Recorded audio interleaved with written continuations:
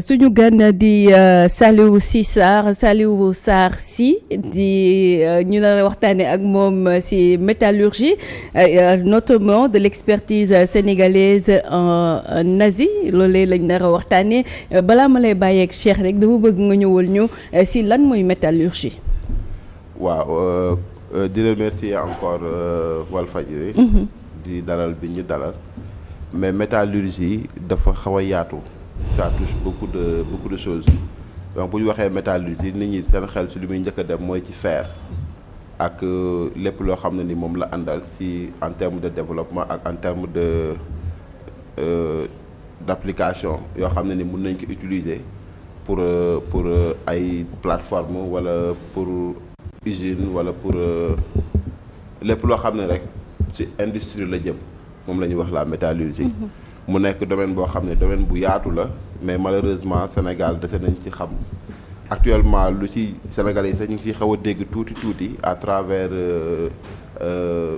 un problème boo xam ne nii mu ngi nekk peut-être en cours mooy le problème de ArcelorMittal parce que bu ñuy wax ArcelorMittal pratiquement ça parle un peu de la métallurgie parce que ça parle du fer. mooy le fer de Falémé bi nga xam ne mu ngi nekk au niveau de la région de Tamba vers Bakel. Précisément à Falémé nga xam ne mu nekk réserve fer bu am doole ak aussi réserve fer yi nga xam ne ñi ngi nekk au niveau de l'Afrique et dans la sous-région de manière globale. bu ñuy wax métallurgie loolu lañ tax ñuy wax métallurgie. D'accord mais coow yaa ngi wax Falémé mais Falémé tamit bëri woon na coow de. waaw Falémé bëri na coow mais seulement ce domaine dafa nekk domaine boo xam ne nag man mënuma ci sori. parce que comme defuma droit. D'accord ak yooyu. D'accord vraiment c'est des questions yoo xam ne je préfère laisser ça aux politiques. D'accord et nous on parle carrément industrie. Et développement de l'industrie ak ce qu'on peut faire avec le fer. Et quelle est l'importance du fer dans la vie de tous les jours. D'accord Cheikh. voilà léegi dëgg la man li may njëkk a ñëw ci yow mooy maanaam. Compétition bi ngeen di dem defi en Chine man ci foofu laay ñëw compétition bi ban naka la depuis quand la wala mu ngi soog a am ou bien yàgg na am. voilà la compétition bi nga xam ne mu ngi am Chine c'est une compétition cette année moom moo nekk la 12e édition. 12e édition. cette année. Sénégal ñaata yoon yéen Sénégal ñaata yoon la mës a participer. Sénégal c'est la 2e fois ñu koy invité. ñu koy invité comme participant comme participant. Mais cette année ce qui est particulier mooy que l'année passée Sénégal invité woon nañ leen mais Sénégal mujjuñu woon dem. parce que tout simplement dañu amoon des problèmes de billets d'avion parce que les ouvriers avaient l'ambassade de Chine joxoon na tous les diplômes tous les documents administratifs yi mën a tax ouvriers sénégalais yi mën a voyager et mën a compétir pour wane seen xarañteef ci côté métallurgie ak côté soudure.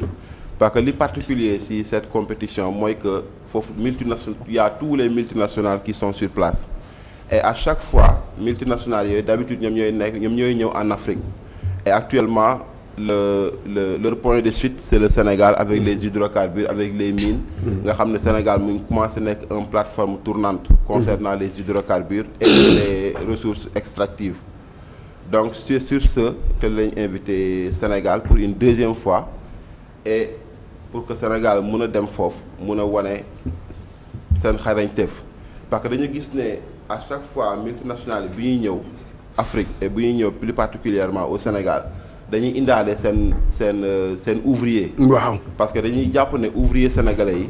amuñu les compétences pour mën a liggéey dans les plateformes pétrolières et les plateformes gazières. Ce qui n'est pas forcément vrai problème bi sénégalais yi am. mooy des problèmes d'habilitation. mooy le Bossiet. Bossiet benn habilitation la boo xam ne ni boo ko amul. mënoo liggéey dans les plateformes pétrolières comme gazières.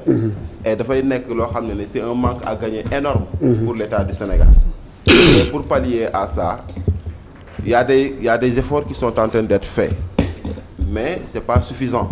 c'est l'État du Sénégal à travers la BAD, la Banque africaine de développement. Et actuellement il y a 15 personnes qui étaient récemment en formation pour le Bossiet et il faut rappeler juste que le Bossiet on peut pas le faire ici au Sénégal. Bossiet kenn mënu ko def Sénégal fii. Bossiet mooy lan.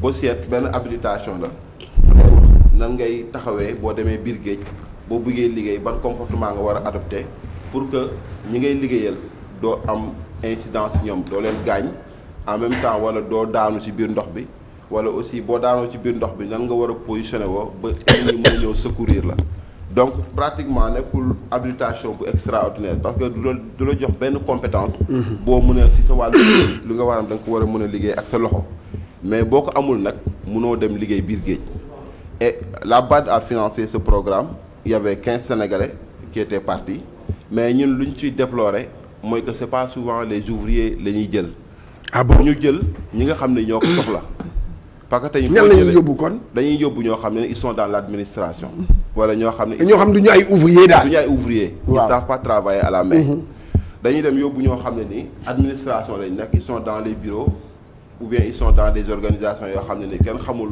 amuñu benn lien avec le milieu de l'industrie et lu may wax nii les 15 personnes qui étaient parties récemment le prouvent parmi les 15 personnes on compte que peut-être 2 à 3 personnes yoo xam ne ni c'est des ouvriers de terrain c'est des ouvriers yoo xam ne ñoom soxla nañ ko dañuy jël ñoo xam ne souvent ils sont à l'école de boo génnee école pratiquement tu restes un temps pour nga mën a am sa stage donc le mieux dañuy gis ne cible bi on ne touche pas la cible pour ñi nga xam ne ñoom ñoo soxla cette formation et ñi soxla cette formation c'est les soudeurs c'est les chaudronniers c'est les tuyauteurs et ici au Sénégal à chaque fois qu'on parle de soudure bu ñuy wax affaire de soudure dañ koy jàppee menuiserie métallique. waaw bon kaay doguma la man loolu laa jàpp. et c'est pas ça. waaw léegi il faut expliquer ñu balaa ngay dugg ci détail boobu. voilà lan mooy différence bi entre maanaam menuisier métallique ak soudeur léegi wax ma. le menuisier métallique. ay travaux pratiquement maison rek lay def wala ay travaux yoo xam ne nii yu yemambaay la et que laajul benn compétence bi. menuiserie métallique par contre bu fekkee dañuy wax ne kii c'est un soudeur industriel mooy ñi nga xam ne ñoom ñoo nekk dans les plateformes pétrolières ñoom ñoo nekk dans les centrales électriques comme la centrale de Tobène wala la centrale de Cap de Biche wala dans les cimenteries ñi nga xam ne ñoo nekk la cimenterie de Cimaf wala au niveau de la Sococim ou bien au niveau de Dangote et que pour nga nekk soudeur foofu tu as besoin de ce qu'on appelle une qualification ñu koy wooyee agrément et ces agréments sont délivrés par des bureaux de contrôle comme le bureau Veritas, vous m'excuserez de la publicité. Non, allez-y, c'est vrai. Comme le bureau BCI, bureau contrôle international, comme APAV, ou bien comme le bureau de contrôle ABS, expert, dirigé par M. Bokoum. Donc, boo amul habilitation yooyu noonu mënuñu le considérer comme un soudeur. Et au niveau de la soudure dafa am lu ñuy wax la soudure de haute pression. dafa am aussi la soudure de basse pression. Et dafa am aussi la soudure marine. Et au niveau de la soudure il y a aussi différents types de soudage parce que lu ñuy gis au niveau de la menuiserie métallique c'est seulement la soudure à l'arc moom mooy la soudure 111 le procédé 111 moom mooy soudure arc mooy soudure yi ngay gis ñi utiliser baguette dem si marché yi jënd baguette ñëw souder mais ñooy menuisier métallique yi menuisier métallique ñoo koy def waaw mais aussi il y a une autre type de soudure qu'on appelle le soudage TIG le soudage tungstène gaz inerte soudage la boo xam ne nii c'est utilisé pour les pipelines moo xam ne nii moom mooy tax nga am benn étanchéité pour que soudure bi du am benn fuite et que ces soudures là une fois que c'est fait il y a d'autres types de contrôle beaucoup de contrôle yoo xam dañ koy appliquer sur cette soudure pour voir est-ce que soudure bi baax na wala baaxul et si vous vous rappelez le problème de bi amoon en 2014 ou 2013 am na benn tuyau bu tojoon Kër Momar Sarr. waaw. C'était des problèmes de soudure. Problème de soudure la woon. Et au niveau de la soudure aussi il y a beaucoup de choses qui entrent en jeu parce que il y a ce qu'on appelle la dynamique des fluides parce que moom mooy dynamique des fluides moom mooy tax souvent nga mun a xam ban pression moom nga war a appliquer. pour que boo ko injecté ci benn tuyau bu fekkee ne ndox la wala gaz la wala pétrole la du am incidence sur la soudure ba et que loolu pourtant bu tax du am incidence sur la soudure day fekk soudure bi nag nekk soudure bu étanche nekk soudure bu baax et soudure bi luy wane ne soudure bi baax na mooy da nga ciy def rajo comme ni ñuy defee radiographie au niveau de la médecine. Ah bon? on fait de la radiographie avec la soudure on fait ce qu'on appelle aussi le contrôle par ultrason. On fait aussi un autre contrôle qu'on appelle la magnétoscopie. Et il y a une autre méthode qui est aujourd'hui très utilisée, qui est nouvelle, ce qu'on appelle l'endoscopie. Et l'endoscopie était utilisée dans le domaine de la médecine. Est-ce que dooñu ko leeralal ci olof rek. Voilà. Radiographie. Non, c'est intéressant. Radiographie comme nu ngay gisee rajo yu médecins yi di def. C'est la même chose, da ngay jël un tuyau, tu mets là, tu fais un tir radio. Et quand tu tires la radio. ma ne nga leeralal ñu ko ci olof li nga parce que comme Cheikh ni mu ko waxee li ngay wax dafa am solo et que comme l'émission c'est en wolof également. nga waxal ñu ko ci olof rek mu gën a leer. Parfois dafay nekk terme yoo xam ne. dëgg la. pour nga mun ko exprimer en d'accord waaw jéemal rek. d'accord dinañ jéem. d'accord maanaam dafa nekk loo xam ne contrôle la. maanaam da ngay saytu. tuyau bi pour xam ndax tuyau bi baax na wala tuyau bi baaxul. mooy tuyau boobu ngay suudee. tuyau bi ngay suudee. waaw li nga suudee. li nga suudee ndax baax na wala baaxul. wala baaxul. léegi maintenant pour nga xam ndax baax na wala baaxul. waaw dañ koy rajo. C'est la même chose que pratiquement la radio qui est utilisée au niveau de la médecine. Mais par contre période bi nga xam ne dañuy tirer rajo yi au niveau de la soudure. boobu su ngay tirer nit du fa nekk. parce que y a des ondes yoo xam ne nii bu émettre mënul laa nit ki te ça peut amener des dommages collatéraux sur la personne. mun na dem ba andi infertilité sur la personne. moo tax à chaque fois bi ñuy tirer rajo dafay am ce qu'on appelle ay zone de balise. foo xam ne nit du fa jege parce que les rayons X mun na entraîner nit ki bu fekkee góor la wala mu nekk jigéen. mun na dem ba góor mu ñàkk ngóoraam. wala fekkee jigéen la mun na dem ba yàq butu du njurukaayam. donc loolu moo tax ces ondes de radio là du nit du si buñ koy tiré nit du fa nekk. mais par contre après vu que l'industrie dafa war a am une productivité rapide. ils ont développé d'autres méthodes pour pallier la radiographie. c'est pourquoi ils ont créé l'ultrason. ultrason mooy lan. ay sonde la yoo xam ne nii da lay permettre y a une sonde boo xam ne moom moo lay permettre la pièce que tu contrôles da nga koy palper avec une liquide muy def des sondes sinusoïdales et les sondes sinusoïdales c'est des ondes qui sont souvent utilisées dans le domaine de l'électricité ay ondes la yoo xam ne à chaque fois que tu rencontres boo dajee benn défaut onde bi day taxaw foo ne la fii am na défaut. Après nga mesurer ko. Ensuite tu fais une réparation. Maintenant quand ils ont vu que tout ça day commencer andi ay retard dans les travaux. moo tax ñu bàyyi léegi pratiquement radiographie andi ultrason parce que ultrason lu ci am importance mooy au moment où nga koy def nit ñi mën nañ ko ne di liggéey. te par contre rajo boo ko daan def tous les gens sont obligés de rentrer chez eux pour éviter qu'il y ait des dommages sur leur corps. Maintenant bu ñu ñëwee sur le domaine du pétrole et du gaz. Au lieu d'utiliser l'ultrason, ils ont commencé à utiliser l'endoscopie. Endoscopie. boo xoolee dans le domaine de la médecine moom lañuy benn onde la ñuy jël dugal ko ci nit ki mu lay mën a wan biiru nit ki nan la mel. donc la même chose est développée dans le domaine de l'industrie. pour utiliser l'endoscopie sur les goosenecks. Les goosenecks c'est les têtes de puits au niveau du avec l'exploitation du pétrole et du gaz. C'est les têtes de puits et ces têtes de puits là pour les contrôler ça demande beaucoup de sérieux. C'est pourquoi ils ont développé ces méthodes là. Pour non seulement permettre nit ñi di mën a produire rapidement parce que industrie aussi loolu la c'est des investissements lourds donc il faut aller très vite vers l'exploitation pour amortir les coûts financiers. Donc du coup l'endoscopie aujourd'hui moom la ñuy utiliser le plus dans le domaine de la soudure et ce qui est bien aujourd'hui bi ñuy defar ces goosenecks là le Sénégal était choisi comme pays bi nga xam ne fii lañu defee préfabrication bi il y avait la Mauritanie et il y avait le Japon et au Sénégal c'était une entreprise de la place qui avait gagné le marché le groupe Ortec qui était un sous-traitant de Steven Woodside et les meilleurs résultats parmi ces trois pays c'était le Sénégal. Ah bon? Le Sénégal a réalisé la meilleure performance à travers le groupe Ortec et les métaux les plus difficiles à souder aujourd'hui les Sénégalais soudent tous ces métaux là. Mais le problème mooy bu ñu soudé ba pare. amuñu possibilité mën a dem biir géej pour monter les pièces. lu tax. parce que amuñu bossiette mooy bossiette mooy doon wax. waaw sànq une fois mooy ñëw mooy. Sénégal amu ko wala yéene ko amul. ouvrier sénégalais yi majeure partie amuñu ko. amuñu ko. xanaa dafa cher. bossiette ça coûte à peu près 5 à 6 millions. et c'est aux multinationales de former les Sénégalais. Ah léegi normalement mais les multinationales attends une précision. Pour les multinationales, au lieu de former les Sénégalais, vu que ça coûte très cher, ils mettent les Sénégalais sur la préfabrication parce qu'ils savent que les Sénégalais travaillent très vite et de manière efficace.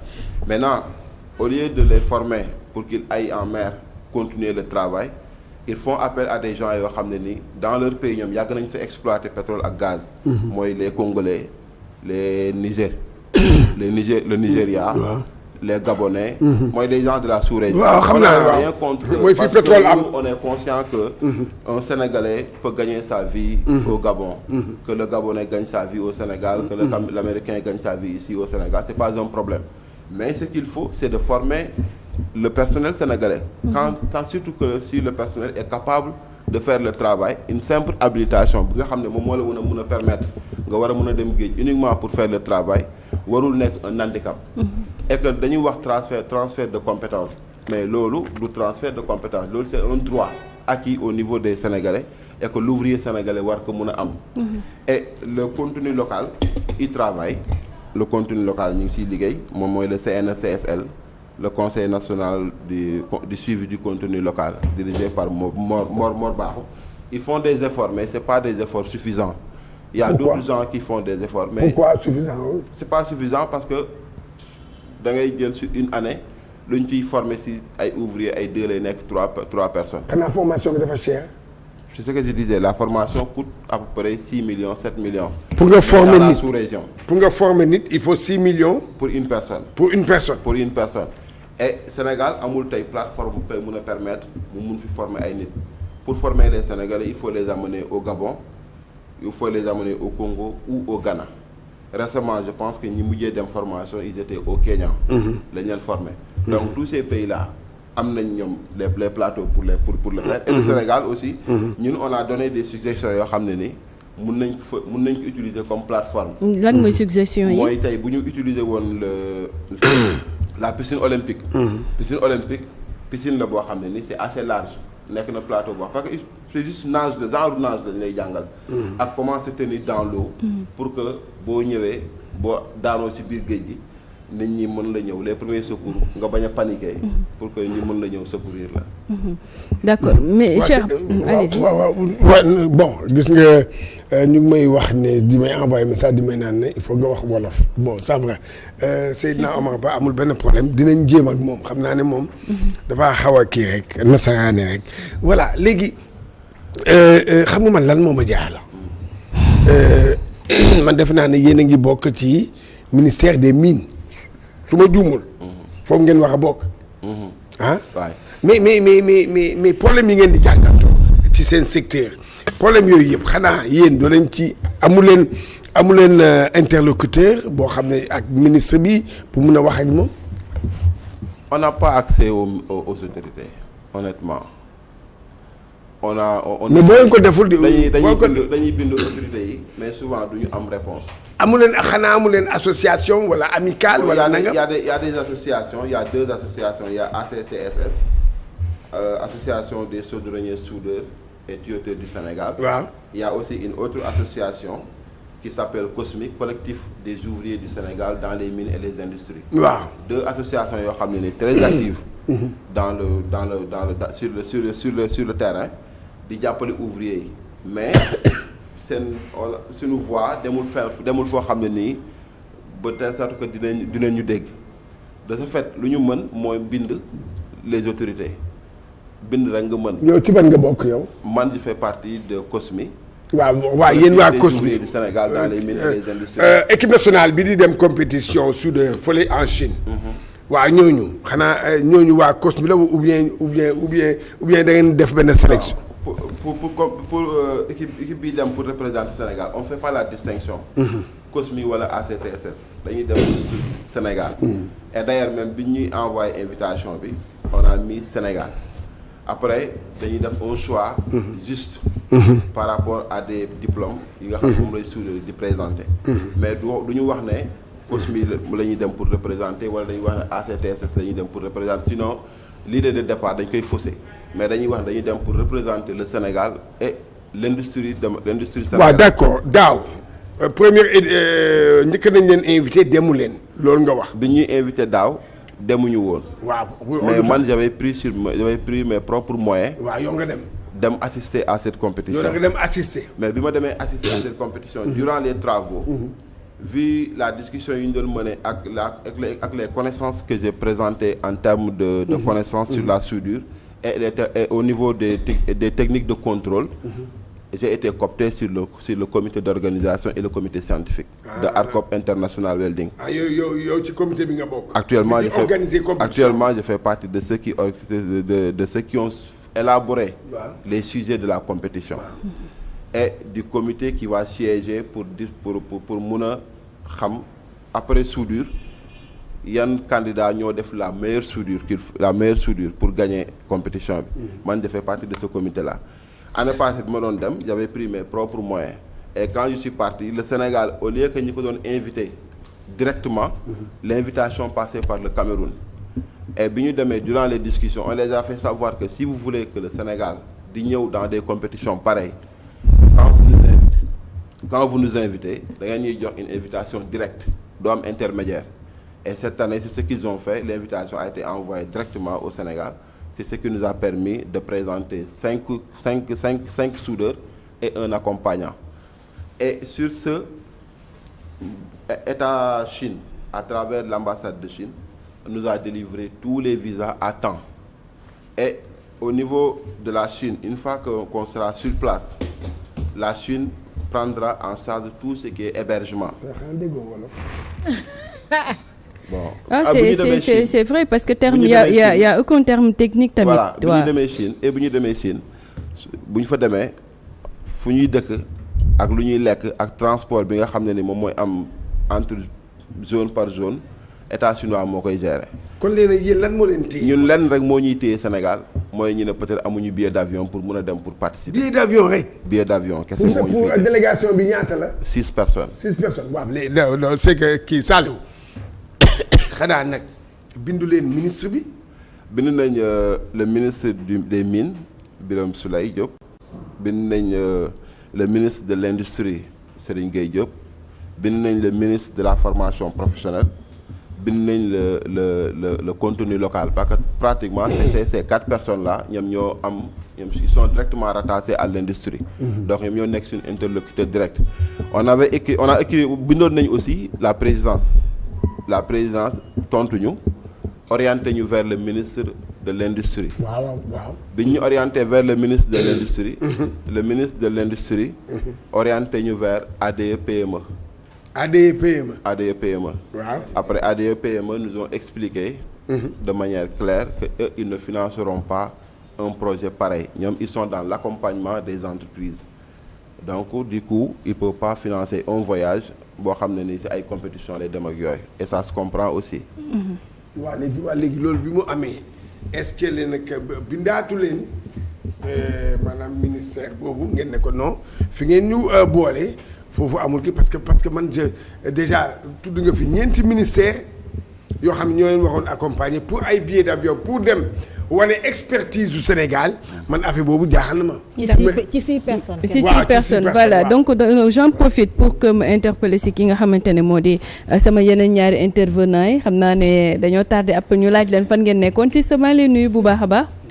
maa ngi lay fay Sophie. weex na la de. waaw d'accord léegi lan nga ñëw ci sutura d'accord si sutura mais mënuma laa sutura léegi lan nga yokk si li nga xamante ne jot nañ sew ak lan mooy sa inquiétude ak ban message nga koy lancer. message bi may lancer mooy genre yu mel ni dañ leen war a accompagner dimbali leen taxaw leen parce que ay jàmbaar lañ te métier bi ñuy def aussi tam yombul de la ñuy nekk di def yombul de sincèrement yombul moom d'accord mais bon dañuy ñaan rek autorités yi gestu leen daal dimbali leen jàppale leen parce que boo amee ñu ay jeunes yoo xam ne ñu ngi nekk sa dëkk gëm seen bopp bëgg li ñuy def aussi di góorgóorlu dañ leen di war a jàppale de toute façon man daal loolu laa ci yokk en attendant comme damaa tardé comme dangaa tardé te loolu li ma ci jot a dégg daal xam naa et l'autre retardataire Sow Poulo maa ngi lay nuyu bu baax a baax Alioune sutura amoo ci dara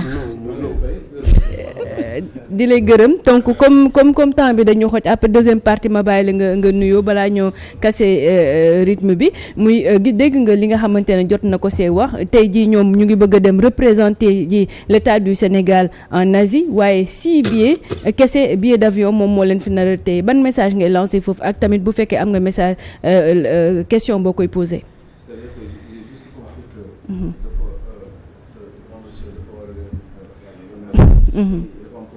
billet. mais xaw ma lan moo tax mu war a dem Asie. parce que je ne l'ai pas véritablement bien écouté du fait de mon petit retard boo xam ne ak ñoom yëpp xam nañ ko. d'accord. jigéen bu mën a denc secret. garaaw loolu amul solo léegi moom fekkeewul li nga doon wax peut-être comme ni mu ko tardé.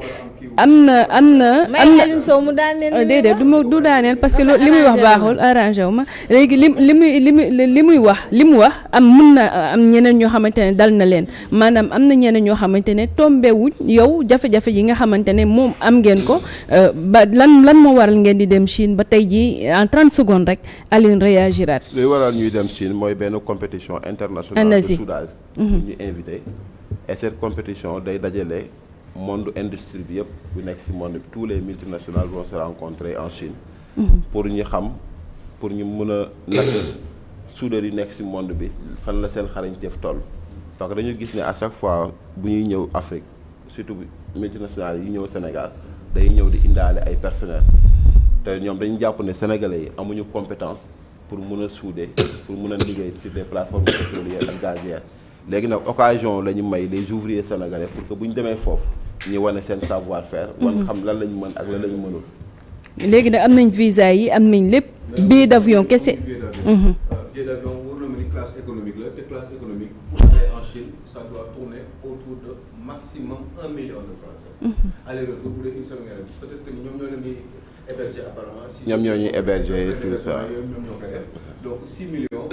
vraiment moi je pense que ni ministre bu nekk bu génne woon benn 200 000 francs. ministre bu nekk laa gënoon benn 200 000 francs rek laa wax parce que juste mënuñu laal. sa micro bi xoolal ma ndax tàkk na.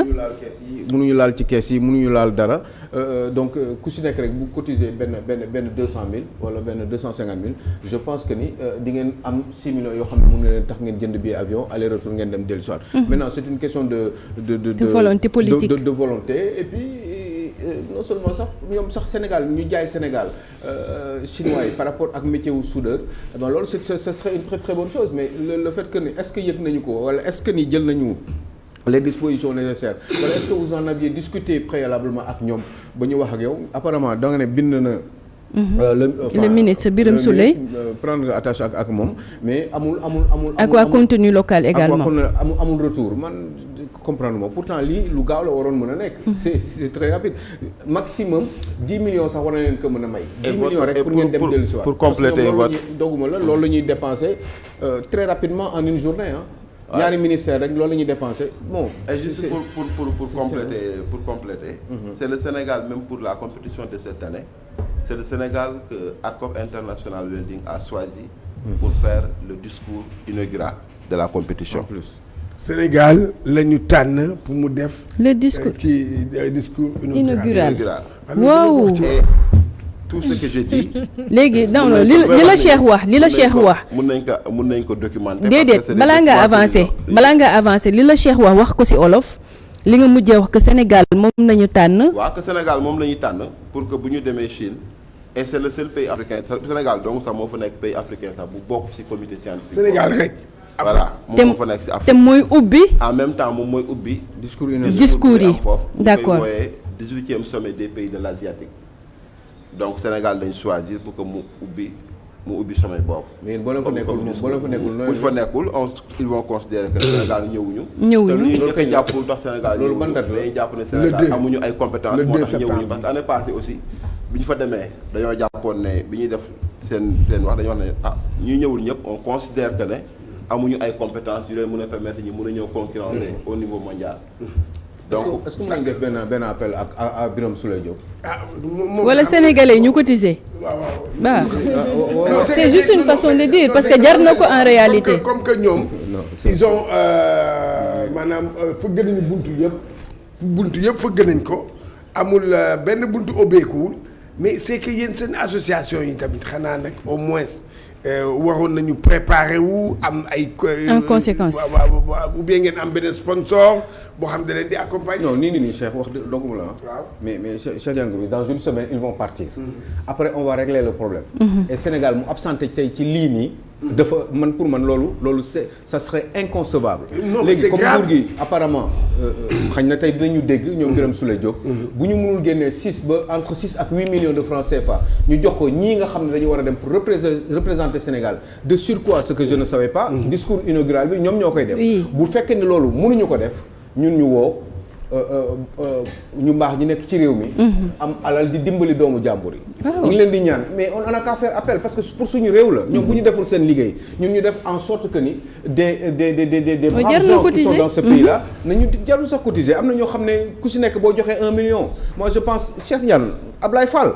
nañu dimbali may ñu 1 million ndax xale yi dem Cheikh Seck nañu may 1 million Elimane Lam bi nga xam ne sama xarit la nañu may leen 1 million ñoom ñu mën a dem et cetera ak ñeneen ñetti nit ñoo xam ne bu ñu leen joxee 1 million ils auront 6 ba 7 millions de francs CFA boo xam 7 bonnes personnes ñu baax ci réew mi yàlla defal leen teraanga ñuy dimbali doomu jàmburu ci réew mi 7 personnes bu ñu leen jëlee ku si nekk may ñu 1 million ñu sédd ko ki nga xam ne ñi nga xam ne ñoom ñoo war a discours inaugural ñu ne la nekkuloo fa ça veut dire que ni effectivement adduna bi dinañ considérer que ni yéen amu leen ay compétences à ce niveau là te loolu baaxul ci Sénégal comme ñoom nag Birame Souleye moi je dis pas que du ko def maa ngi xaar fii ak ngoon wala fii ak suba parce que quand même 6 ba 7 millions war nañu ko mën a génne man su ma amoon 7 millions yu may joxe tey jii nii je vous assure que dama la koy jox. te moom dafa mel ni sax dafa ne ñoom billet d'avion rek la ñu laaj.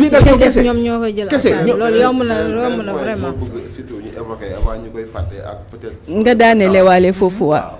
mooy que Sénégal même avant-hier je crois le vendredi le premier ministre recevoir na l'ambassade de Chine et ils ont parlé sur affaire defar benn usine de fer ici au Sénégal c'est ce qu'on appelle le haut fourneau haut fourneau moom lay souvent sénégalais di wax les aciéries et sur le haut fourneau nous on reste convaincus que le Sénégal moom moo nekk un moyen pour mu mën a développer très vite parce que bi ñu découvrir le fer doo jege sa micro bi nii rek bi ñu découvrir sa micro bi waaw bi ñu découvrir fer bi découvrir gaz nous on s'est très vite dit que aujourd'hui le Sénégal mën na développer rapidement en utilisant le gaz comme moyen de locomotive au lieu de vendre le gaz aux multinationales et aux pays européens le Sénégal pourquoi pas mu utiliser le gaz comme combustible et avec le fer de Falémé dem def fa ce qu'on appelle un haut fourneau bu fa defee un haut fourneau au lieu de vendre la matière première on essaie de transformer le fer sur place en même temps defaat aussi ce qu'on appelle une unité de laminage le laminage dafay nekk benn unité de transformation de fer boo xam ne moom moo lay permettre nga mën a am tous les profilés tout type de pièces boo bëgg nga dina la mën defal nga mën defal ay fonderies di nga mën defal lu bëree bëri de ce fait avec Dakarnave bi nga xam ne am na un cale de chasse mooy fi nga xam ne fa la ñuy réparer les bateaux il y a un dock flottant au niveau de Dakarnave il y a aussi le fleuve de la Gambie nga xam ne y a beaucoup d'eau et pour ces unités là dafay laaj beaucoup d'eau d'accord am nga des plateformes comme Dakarnave pourquoi mënuñu utiliser une minute rek pourquoi mënuñu utiliser tous ces plateformes là pour que di mën a defar tous les plateformes pétrolières sur place d'accord parce que tey Sénégal bu bëggee bateau bi defar gaz Indonésie la koy dem jëli jee Indonésie amuñu fer Chine amuñu fer suñu matière première la ñuy jël di ko yóbbu foofu di ko fa transformer. bon d'accord ban message ngay lancer par rapport nit ci mën laa jàppale mën leen jàppale pour ngeen dem ban. bon le message. xoolal nga jaaree foofu nga tàggatoo waale. voilà message bi ñuy lancer on le lance aux autorités. parce que nous tous lu ñuy def yëpp autorités yi ñoom après ñoom ñooy si c'est vrai que ñoom ñoo siy bénéficier wu. mais ñoom ñooy gis après importance bi mu am. parce que ça va les permettre di xam ñenn Sénégalais yi nii am nañ telle compétence et bu ñu xamee ne Sénégalais yi am nañ telle compétence bu ñu ko utiliser avec ce qu'on appelle bu ñu amee les habilitations Sénégalais la ñuy jël ñu dem liggéey dans les plateformes pétrolières ak gazières du coup dina réduire le chômage dina permettre ñoom aussi seen politique bi ñu bëgg a def avec seen vision bi ñu am dañuy def le capital humain moom mooy nekk la base et capital humain d'abord ça passe par la formation. D'accord.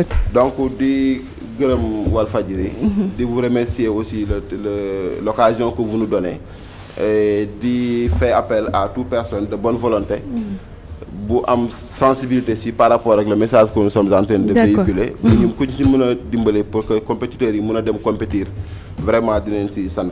waaw parce que internautes yi loolu la may Omar Gueye nekk Walfnet di ma koy expliquer di may naan internautes yi ñu ngi intervenir ñu ngi lay laaj say numéro da nga xam naa c'est pour vous aider pour jàppale leen par rapport parce que c'est le Sénégal c'est l'équipe nationale du Sénégal des soudeurs ñoom ñooy dem c'est le Sénégal mooy dem Sénégal mooy dem du bu leen xool ci Saliou Sy mii déedéet du Saliou Sy mooy dem non équipe nationale Sénégal expertise am la bëgg a dem war na ji bitim réew kon jërëjëf.